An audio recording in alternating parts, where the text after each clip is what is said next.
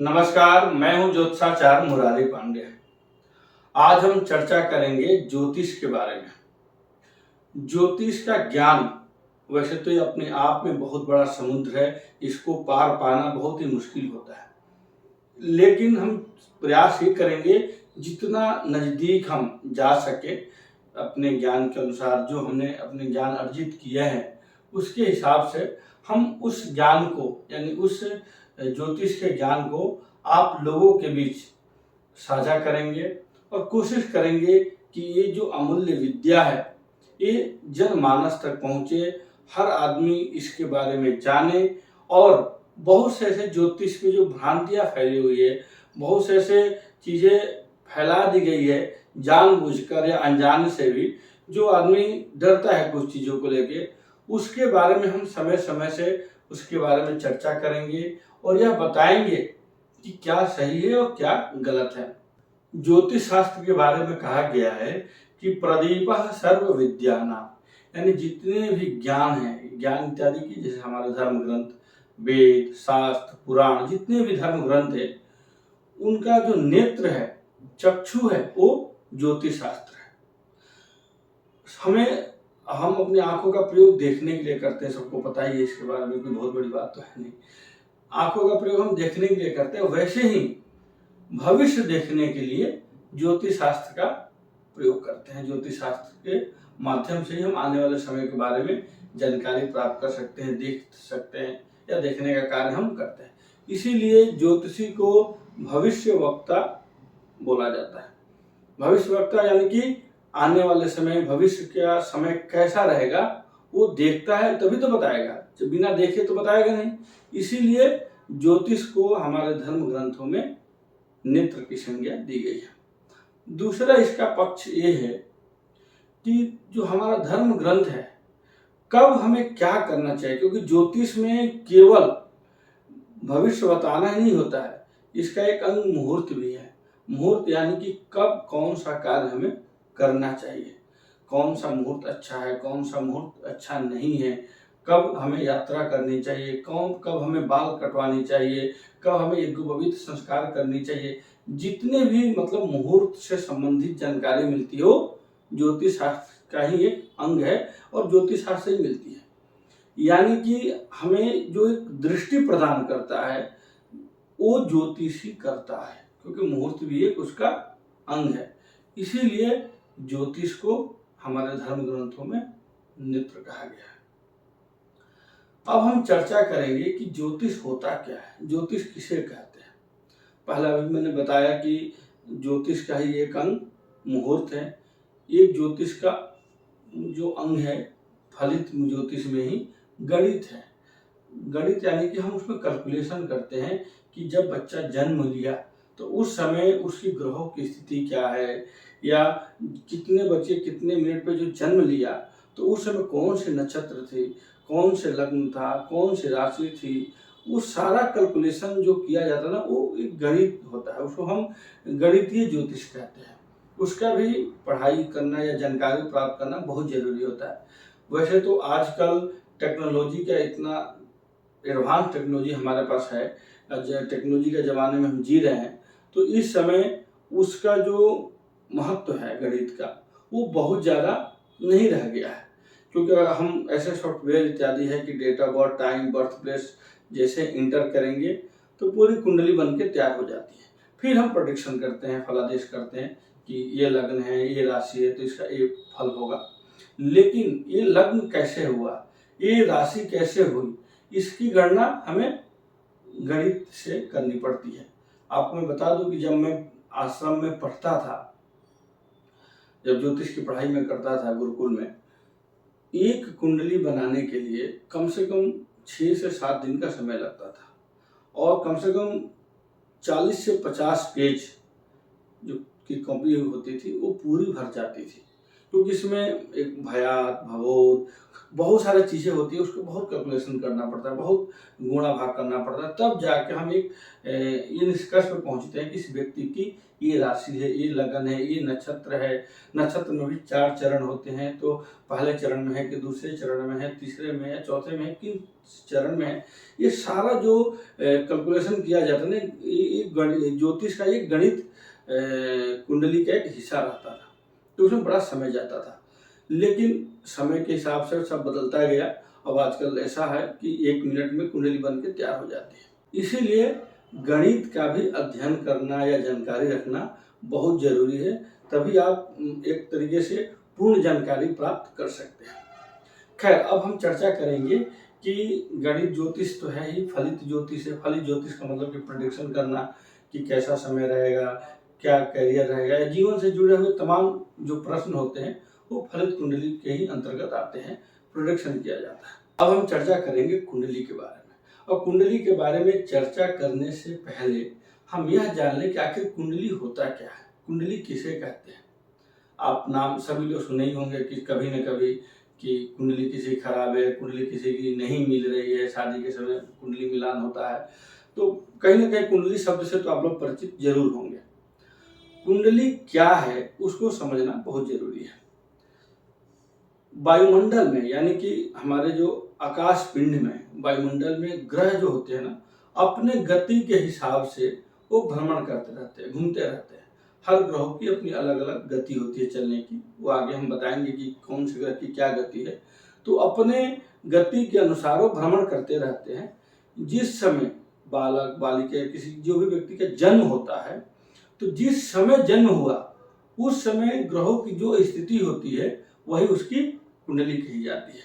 यानी आप ये समझ लें साधारण भाषा में कि जिस समय बच्चा जन्म लिया और वायुमंडल में ग्रहों की जो स्थिति है उसकी एक नक्शा या फोटो कॉपी ही कुंडली कहते हैं।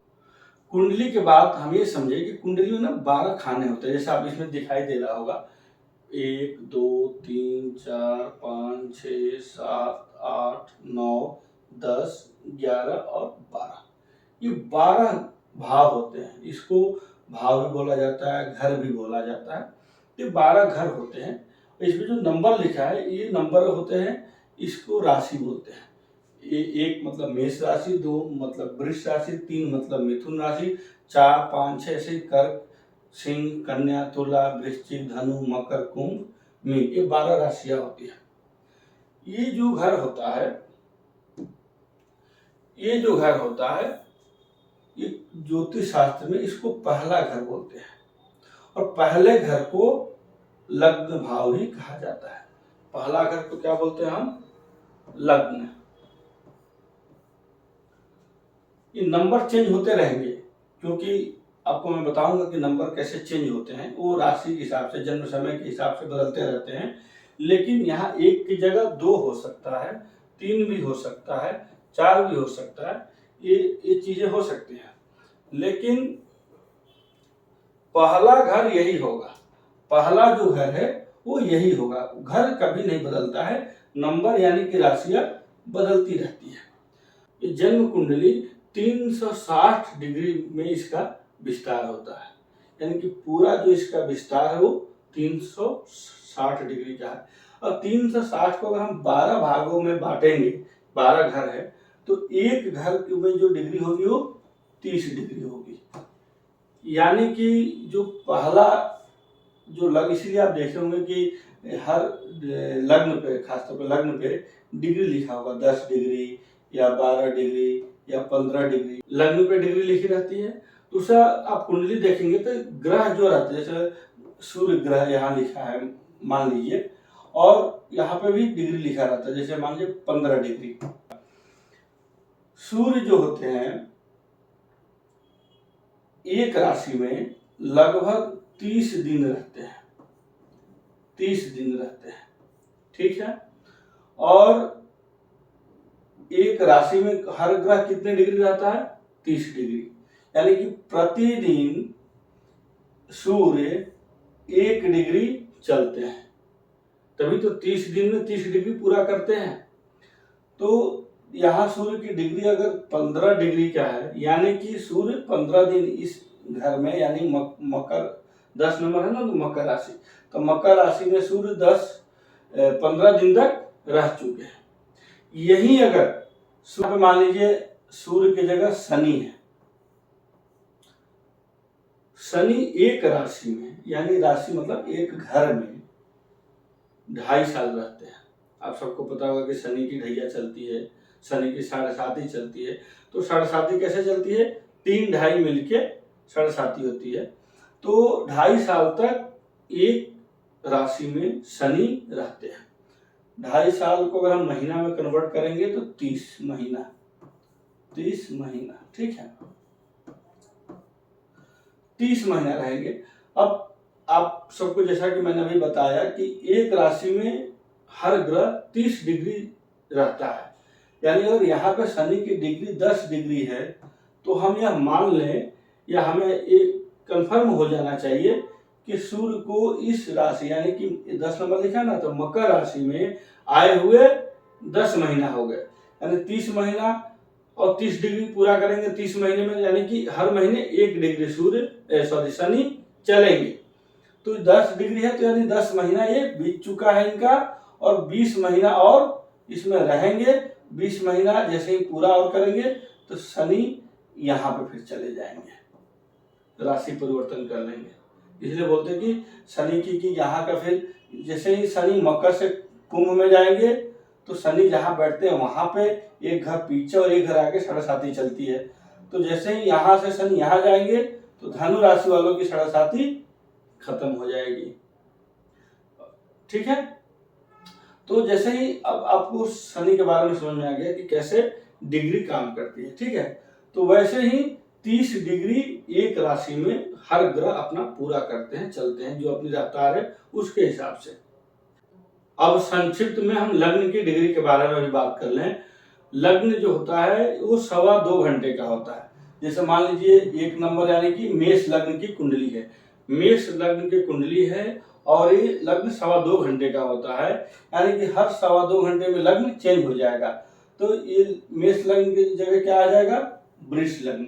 और वैसे ही यहाँ अगर वृष यानी कि 2 नंबर आ जाएगा तो फिर 3, 4, 5, 6, 7, 8, 9, 10, 11, 12, 1, फिर 2। इस प्रकार से इस क्रम में लग्न परिवर्तित होते रहता है। तो लग्न जो होता है 2.25 घंटे का होता है। अगर किसी का जन्म अगर 28 डिग्री की लग्न है तो यानी कि हम ये मान के चलेंगे कि लगभग 10 मिनट बाद तो लग्न चेंज हो ही जाएगा। तो 10 मिनट का भी अगर अंतर हुआ समय में तो मेष की जगह वृष आ जाएगा, वृष की जगह होगा तो मिथुन हो जाएगा। तो इसीलिए समय एक्यूरेट होता है, तो लग्न बिल्कुल क्लियर होता है। जब लग्न स्पष्ट होता है तो बाकी की चीजें गणना करना बड़ा आसान हो जाता है। कई बार क्या होता है कि समय सही पता नहीं होता है लोगों को और बोल देते हैं कि मेरा यही है, और उसमें क्या होता है कि प्रोडिक्शन फिर सही नहीं होता है, फलादेश सही नहीं होता है। जो फलादेश सही नहीं होगा तो आप बोलेंगे कि ज्योतिष विद्या सही नहीं है या ज्योतिषी सही नहीं है। तो इसलिए समय का बहुत एक्यूरेट होना, सही होना बहुत जरूरी होता है जन्म कुंडली के लिए, क्योंकि लग्न से ही सारी चीजें निर्धारित की जाती है। 90% जो कुंडली होती है ना लग्न के ऊपर ही डिपेंड करती है, लग्न के ऊपर, क्योंकि कुंडली में सबसे महत्वपूर्ण स्थान लग्न का यानी पहला घर का ही होता है। इसीलिए ये तब एक्यूरेट माना जाएगा जब जन्म समय एक्यूरेट होगा, क्योंकि 10 मिनट 5 मिनट अगर मान लीजिए 28 की जगह 29 डिग्री की हो गई कुंडली लग्न की स्थिति तो ऐसे में तो 4 मिनट 3 मिनट में भी अंतर आ जाएगा। अब हम चर्चा करेंगे कि कुंडली कितने प्रकार की होती है। मुख्य रूप से वैसे तो बहुत सारी होती है, विद्वानों की कमी तो नहीं रही है हमारे देश में, लेकिन वैसे मुख्य रूप से 4 प्रकार की कुंडली मानी जाती है। पहला उत्तर भारतीय जो हम लोग देखते हैं, दूसरा आता है दक्षिण भारतीय, साउथ की भी एस्ट्रोलॉजी होती है। मतलब एस्ट्रोलॉजी तो ग्रहों की स्थिति सारे सेम ही होता है, जो कुंडली का जो प्रकार होता है ना, जो संरचना होती है वो भिन्न होती है। एक बंगाल की अपनी अलग ही प्रचलित कुंडली है। और पश्चिम के जो देश हैं या पश्चिमी जो वेस्टर्न जो कल्चर है उसमें भी कहीं ना कहीं एस्ट्रोलॉजी है, तो उनकी एस्ट्रोलॉजी कुछ अलग प्रकार की होती है। वो भी यही 9 ग्रहों के ही वो भी माध्यम बना के ही प्रिडिक्शन करते हैं, आप देखते हैं, लेकिन उनकी भी एक अलग ही कुंडली होती है। तो हम चारों के बारे में पहले समझेंगे कि कौन सी क्या विशेषता है। पहला उत्तर भारतीय जो हम लोग मानते हैं, और सबसे ज्यादा प्रचलित उत्तर भारतीय ही पद्धति है। सब अपने अपने स्थान में सटीक है, सही है, किसी का मतलब हम नहीं कह रहे कि कोई गलत है, सही है, लेकिन जो उत्तर भारतीय जो कुंडली है वो सबसे ज्यादा प्रसिद्धि प्राप्त है। इसी की मान्यता ज्यादा है, मान्यता तो नहीं कहेंगे, लेकिन हाँ इसकी बहुलता ज्यादा है और प्रचलित सबसे ज्यादा उत्तर भारतीय कुंडली है। उत्तर भारतीयों के बाद अब दक्षिण भारतीय कुंडली, इनकी संरचना इस प्रकार से होती है और इनका जो क्रम होता है, पहले यहाँ ये लोग 12वीं राशि लिखते हैं, मीन राशि यहाँ हो गई, फिर ऐसे क्रम में बढ़ते क्रम में जैसे घड़ी जैसे घूमती है वैसे क्रम में मेष, वृष, मिथुन, कर्क, सिंह, कन्या, तुला, वृश्चिक, धनु, मकर, कुंभ ऐसे आता है। और जहाँ पे इनकी लग्न होता है, जैसे हमारे उत्तर भारतीय में क्या होता है कि पहला जो घर होता है उसको लग्न बोलते हैं, इनमें इस क्रम में लिखेंगे और जहाँ पे लग्न हो, मतलब जो लग्न आया होगा उसको लोग मार्क कर देते हैं इस प्रकार से। जैसे मान लीजिए इसमें लग्न हुआ सिंह लग्न, तो इसको क्या करेंगे, ऐसे इस प्रकार से ये मार्क कर देंगे। ये पहचान हो गया कि इस व्यक्ति का जो जन्म है, बालक का जन्म सिंह लग्न में हुआ है, ऐसे मार्क बना देंगे, लिखेंगे इसी क्रम में और उसमें इस प्रकार से घेरा बना देंगे, तो समझने वाला समझ जाएगा कि इस व्यक्ति का जो लग्न है, बालक का लग्न है, वो सिंह है। ठीक है, अब आगे बढ़ते हैं। अब हम देखेंगे बंगाल की पद्धति कैसी है कुंडली देखने की। उनकी कुंडली इस प्रकार से होती है, बंगाल में जो प्रचलित है। अब हमने साउथ इंडिया का जो दक्षिण भारत का देखा, वो मीन यहाँ था और इस घड़ी के चाल के हिसाब से था। इनका विपरीत है, वो एंटी क्लॉक है। जैसे यहाँ इनका मेष लग्न हो गया, ये ऐसे खाना बना है, इसका मतलब कि इस व्यक्ति का जन्म मेष है, मेष लग्न की पत्रिका है। और ये मेष के बाद वृष, मिथुन, कर्क, सिंह, कन्या, तुला, वृश्चिक, धनु, मकर, कुंभ, मीन, ये विपरीत दिशा की तरफ से इनकी गणना होती है। अब हम पश्चिमी देशों के जो कुंडली देखने का या कुंडली बनाने का जो तरीका है उसके बारे में संक्षिप्त चर्चा कर लें। इनका एक दूर से और देखने पर ऐसा प्रतीत होता है कि जैसे घड़ी है, घड़ी टंगी हुई है, दीवार घड़ी बड़ी सी, तो उस प्रकार से है। और इनका जो काउंटिंग यहाँ से होता है 1 2 रोमन भाषा में 1 2 3 4 5 6 7 8 9 10 11 12, और ये उल्टे क्रम है। जैसे घड़ी का क्रम ऐसे होता है, इनका क्रम उल्टा क्रम में है। इस प्रकार के उनकी ज्योतिषीय गणना होती है, कुंडली का निर्माण होता है, और इस प्रकार से वो कुंडली देखते हैं, विचार करते हैं।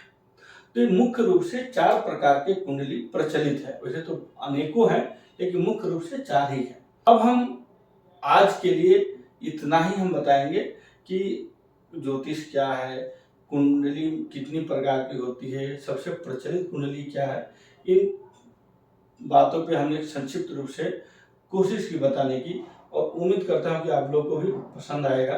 अब आप लोग यदि गंभीरता से इस चीज़ को सुने हैं, पढ़े हैं, तो आप लोग के लिए होमवर्क देना बहुत जरूरी है। क्योंकि अगर आप अभ्यास नहीं करेंगे घर पे, केवल अगर आप इच्छुक हैं और चाहते हैं कि ज्योतिष आप पढ़े, ज्योतिष की जानकारी प्राप्त हो, तो इसका घर पे भी अभ्यास करना बहुत जरूरी है।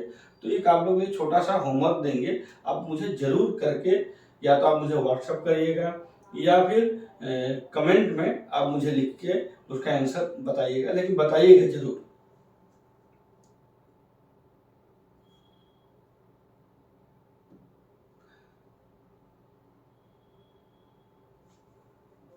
ये आप लोग के अभ्यास के लिए है। पहला, लग्न किसे कहते हैं, एक आप लोग कुंडली बनाइएगा और उसमें ये बताइएगा कि लग्न कौन से घर को लग्न हम कहते हैं, उसको मार्क कर दीजिएगा, लिख दीजिएगा, उसमें लग्न छोटे अक्षरों में लिख दीजिएगा कि हाँ ये लग्न है।